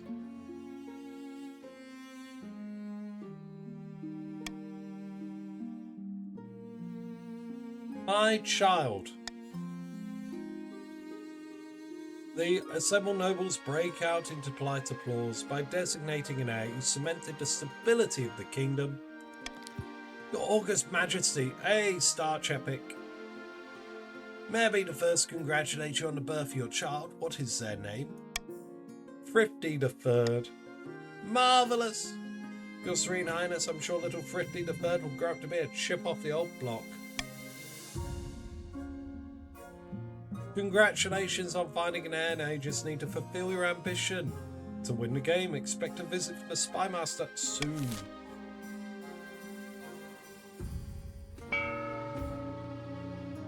Alrighty.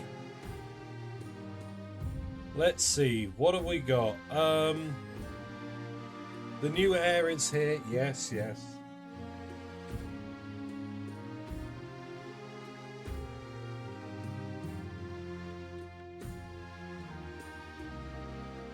E the Fortress. Okay, so patricians want E the Fortress to increase their military. The chiefs want to increase, and the barons want to increase trade with A, the Grand Bazaar. And what else is there? I think F would be quite good to boost stability, to stave off a rebellion maybe. So if you want to help me out with that. But I think those are the key items in this auction. Here is the list of everyone and their money. We're going to start the auction now. Type !fund, followed by the letter of the item you would like to fund, followed by the amount of money you'd like to fund it with. Top 2 items at the end of the auction will be built and take effect. Bids on anything that doesn't pass get refunded. You've got about 40 seconds to get your funding in. But there's a slight delay on stream, so I'll type in chat when there are 10 seconds left. Let's see, A&E, Grand Bazaar and Fortress. So who could have guessed? Who could have foreseen this one?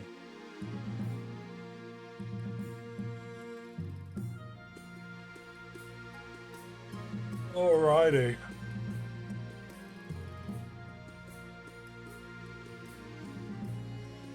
Boom, boom, boom, boom. 10 seconds, less than 10 seconds rather. Oh, okay, cool. I fucked that up. I didn't type anything when I meant to. I didn't have my thing in. What did we end up with? Yes, the 2 that we thought we'd have. Excellent.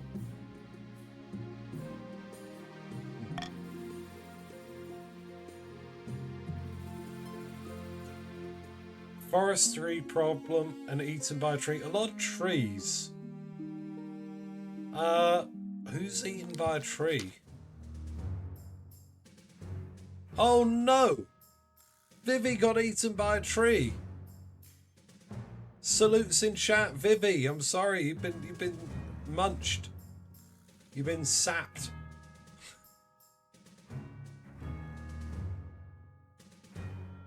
Hill count goes to 3. 3 dead nobles in this game. Damn. Your greatness, Chief Vivi, has gone missing. In the Queen Thrifty II Friendship Reserve, her servants say she was eaten by a tree. I warned you, didn't I? Those trees are clearly possessed by evil spirits of the primordial march. Looks like Baron Final Park was right after all. Your Majesty, please. We need to burn this stupid grove to the ground before more people go missing. Remarkable. Weldred. Shush. You won't go anywhere near it if you know what's good for you.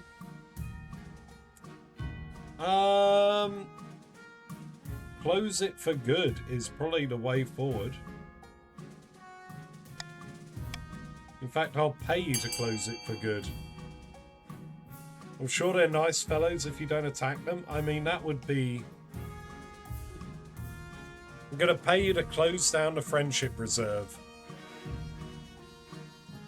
Sorry, Vivi, you got eaten by a tree.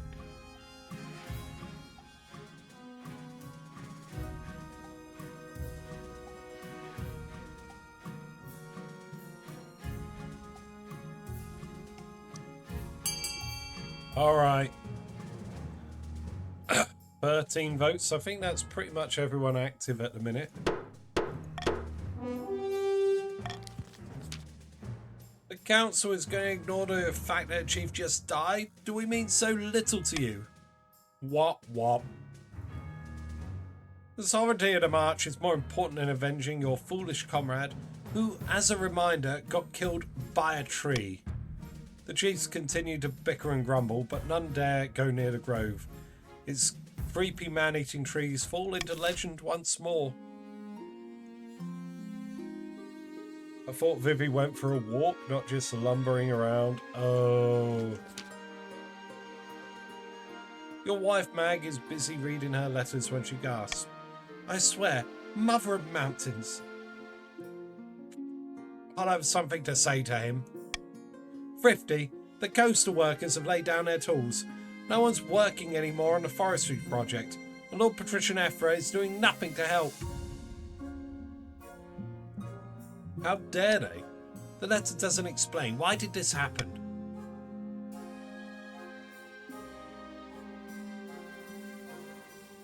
Invite Ephra here to explain. Greetings, Your Esteemed Highness, Queen Consort Mag. What happened with your workers? The forest should be halfway planted by now.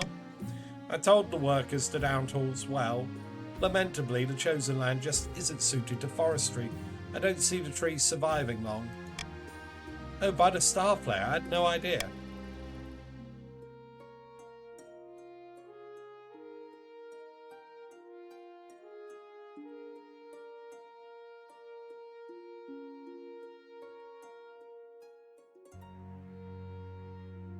Let's plant elsewhere. We got the money for it.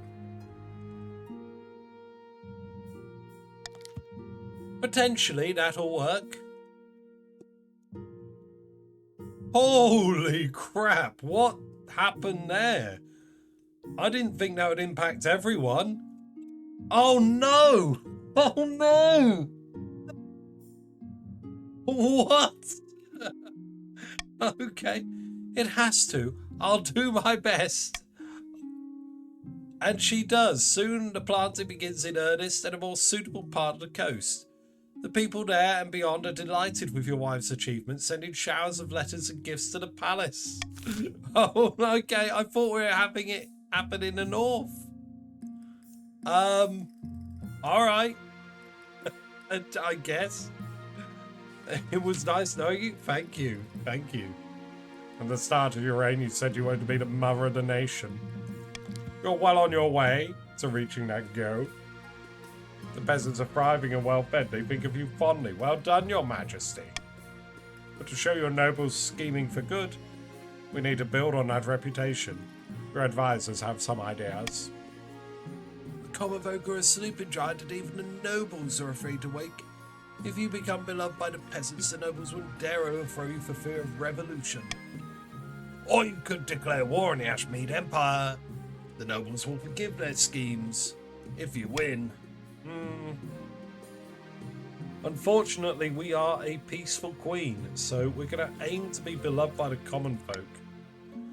A wise decision, your majesty. I'll begin recruiting town criers about your accomplishment to the masses. But you'll need some actual achievements. Your priority is to raise the kingdom's stability, overall farming as much as you can, and of course it can't be open rebellion among the nobles. Huh.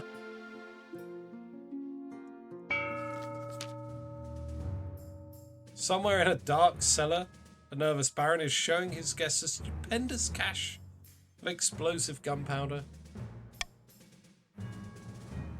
Behold! Great God! By my life, isn't it rarer than gold dust?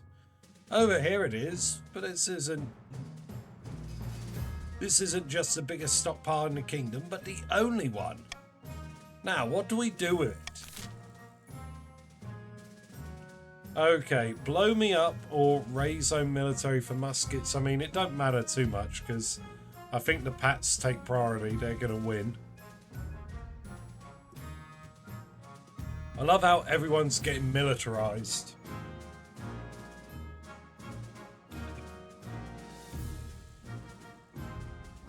First of all, you pay for gunpowder, yeah.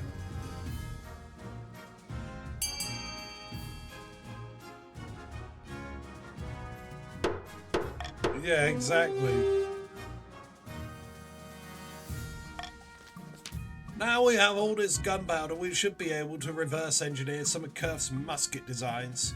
We'll just need the troops to wield them. Then we'll step up our recruitment so we're ready when the time comes. I'll get to it. For the final stage of their schemes, the barons must keep their military at 10 for one full season. Back in the north, Chief Vivi is hosting yet another feast at her clan hall. Mead is being passed around in good measure and some chiefs are dancing on the tables. That can only mean two things. Really good news or really bad news. Whopper, pass me the drink, you old lout. I'm drinking until my ancestors feel it. Were those ice giants I saw on my way through your lands? Have we really done it? Your eyes don't deceive you, lass. They're marching with us come the morrow, and by Grahala's beard, did they come out in force? We must have really impressed them with our reports of the kingdom's bounty.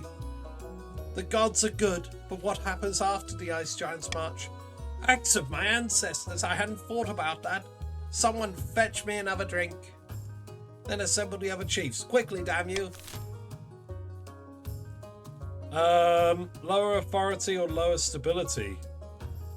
Let the giants fight alone and swoop into the kingdom's rescue, or march with the giants and devastate the kingdom. What is up with you all? Why do you all want to devastate my kingdom? Leave my kingdom alone. We could have had a good thing, all of us, together. But yeah, let me just take a quick pick. Who is among the patricians? You'll get to decide what's happening in tomorrow's game for our initial ambition.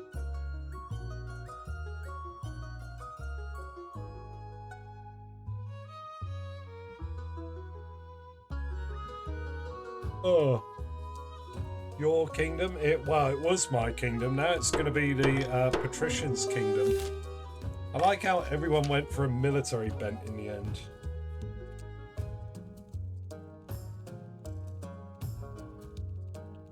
Devious. Brilliantly so, while it's almost dishonourable. No, the barons have only just... no, it shouldn't be 50-50. Would it be 50-50 from now? Because didn't the barons just start it, whereas the patricians were already on it?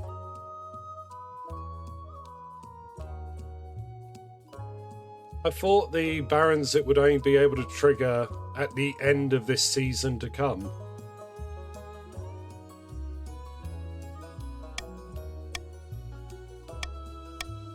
Final stage there, scheme chiefs must lower authority to 2 or less.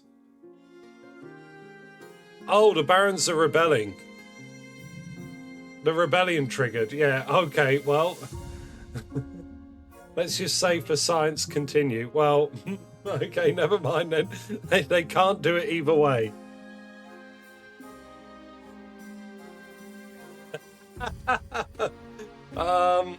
Even if the barons did have a chance, they pissed it up against the wall by rebelling. Oops, I did it again. I ruined the scheme. I launched a rebellion.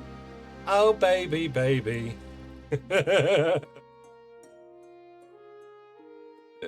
No. Your Majesty, we received a letter from the merciless horde this... Wait, what? We received a letter from the merciless horde this morning. Who? They're an army of mercenaries from Valamir, considered among the most fearsome fighters in the world. They're led by a man who calls himself the Son of the Moon. According to legend, he cannot be killed. Dubious claims of immortality aside, he's landed a force of 60,000 soldiers on the coast. He says he's here to ensure we pay our debts. Are they pillaging the coast? No, by all accounts, the patricians are providing them food and shelter. If I may, Your Highness, I received a similar letter this morning from Lady Patricia Morgan Moon. She says we owe her hundreds of thousands of gold. She's contacted the merciless horde to come and collect. Could we win an all-out war with the horde? Maybe, but it ain't that simple, Your Majesty. We won't just be fighting the horde, we'll also be fighting the army of the coast. Doesn't take a military genius to see that's a losing battle, especially when we've still got the rebels on the march to deal with. Can we even afford to pay our debts? Lady Patricia Morgan Mood made it clear that they want everything she's owed. We'd bankrupt the kingdom before we've paid half.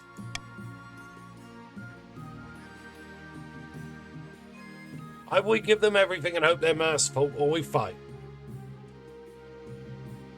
Oh, for mercy! They're literally called the Merciless Horde.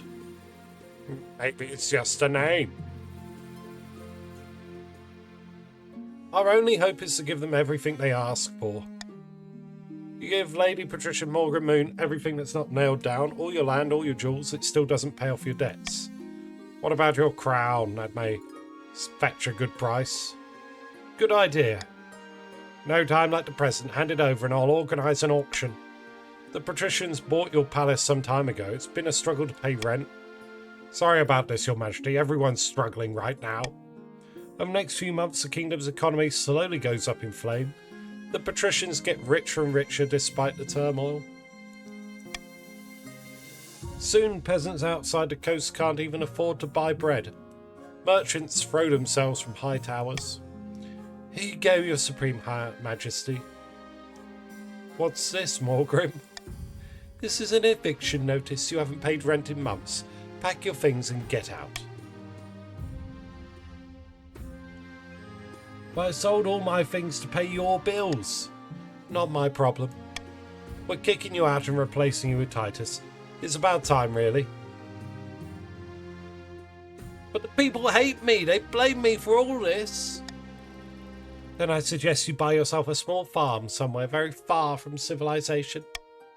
You announce your abdication the next day to gasps from the gathered crowd. Within a week, Titus has taken the throne. Within a month, you're living on a farm where the closest village is over 10 miles away. No one out here knows your name or who you used to be. Mag is, against all odds, still by your side like a frickin' champion.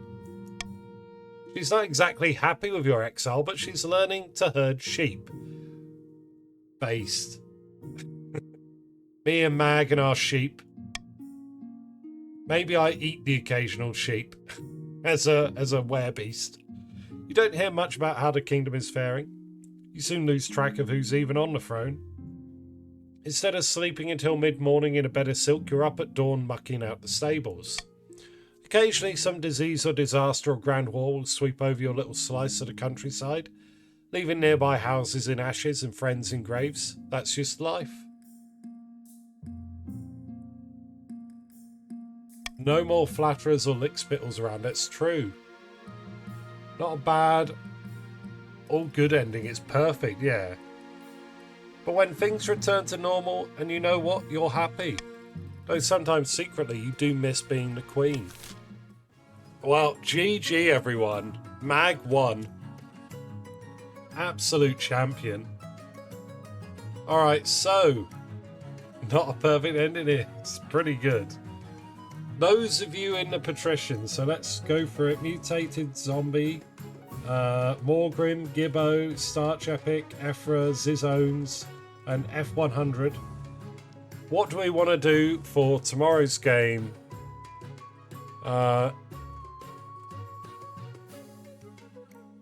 What's it going to be? Military for Ephra? So options are military, farming, trade, authority, stability. So we got one for military, one for farming.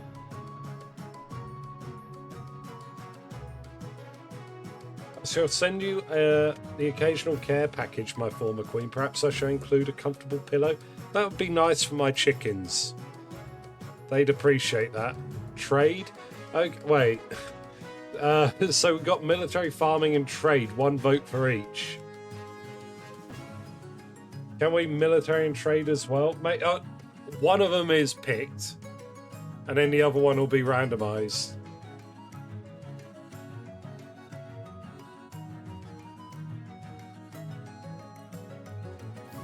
Good game, yeah, good game to the Pats, everyone.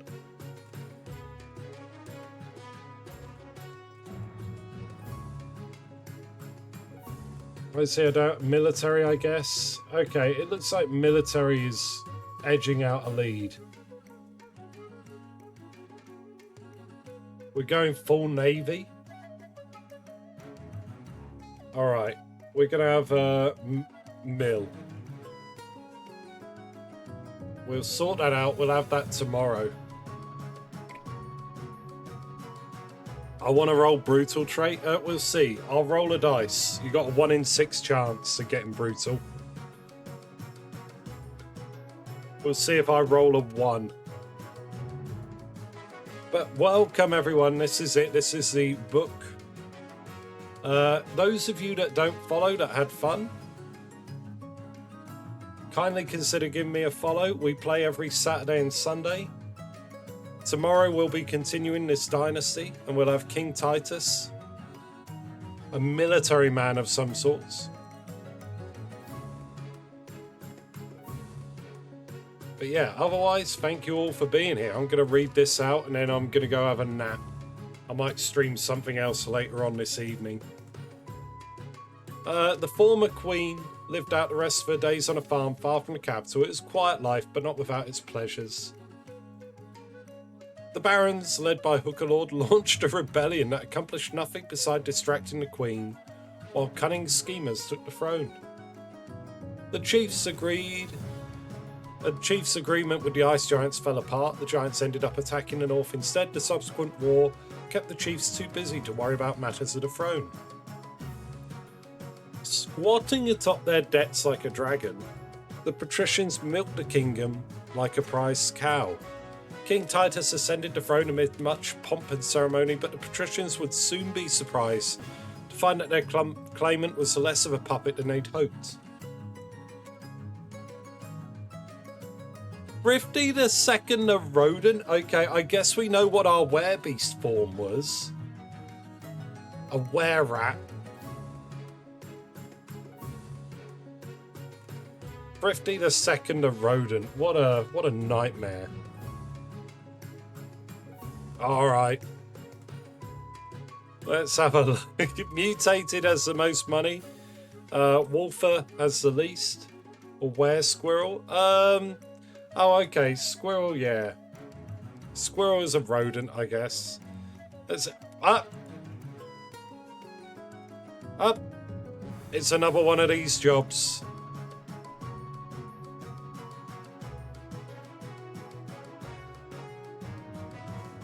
Another rodent, yeah. Here we are. This is not great. They stole my look. Yeah, the new king took the old queen's clothes. But they literally handed over.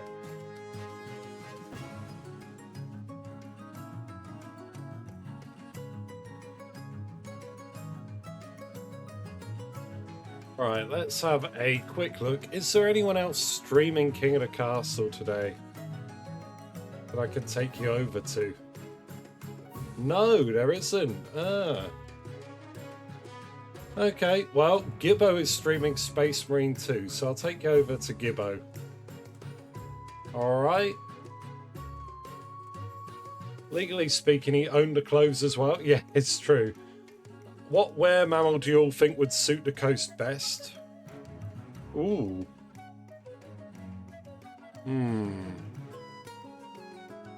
The coast. Is a seal like a mammal?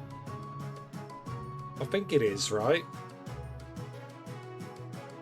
Dolphin. Oh, that's a good one.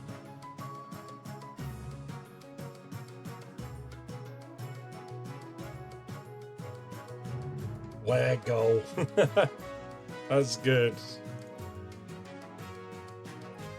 Alright, let's set up a rate. The seal is a mammal. Okay, some sort of were-seal. Alright, we're setting up the raid.